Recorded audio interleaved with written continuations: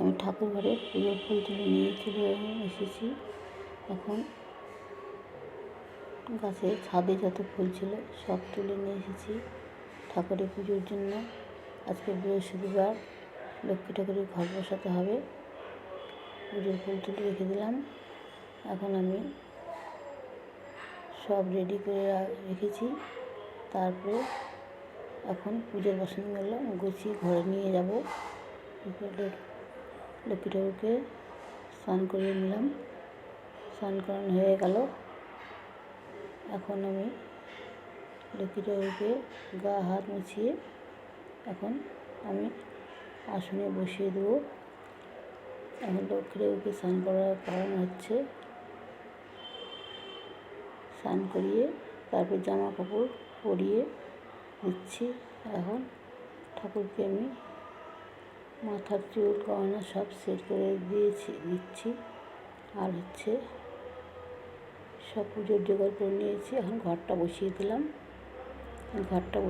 পুজোর ঘরটা বসিয়ে এখন আমি ফুল দিয়ে দেবো ঠাকুরের ঘটে। ফুল, বেলপাতা একটু ভর্তি করে দিয়ে দিলাম। ধান দুব্বা সব দিয়ে দিলাম ঠাকুরের নামে, মা লক্ষ্মীর নামে। মা লক্ষ্মীর পুজো আজকে বৃহস্পতিবার। তারপরে আমি ঠাকুরকে সব ঠাকুরকে ভোগ দিয়ে দিলাম। ভোগ দিয়ে নিবেদন করে দিলাম ঠাকুরকে।